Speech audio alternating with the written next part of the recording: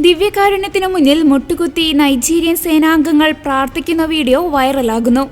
ബൊക്കോ ഹറാം തീവ്രവാദികളിൽ നിന്ന് ദൈവസംരക്ഷണം തേടിയാണ് നൈജീരിയൻ സൈന്യത്തിലെ അംഗങ്ങൾ മണ്ണിൽ മുട്ടുകുത്തി പ്രാർത്ഥിച്ചത്.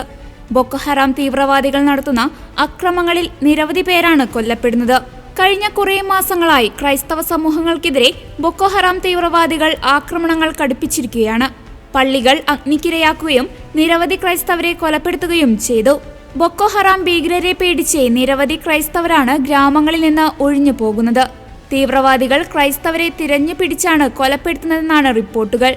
ജമാഅത്തു അഹ്ലി സുന്ന ലിദാവാദി വാൽ ജിഹാദ് എന്നു പേരുള്ള ബൊക്കോ ഹറാം തീവ്രവാദികൾ 2009 മുതലാണ് ക്രൈസ്തവരെ ഉന്നമിട്ട് ആക്രമണം ആരംഭിച്ചത്.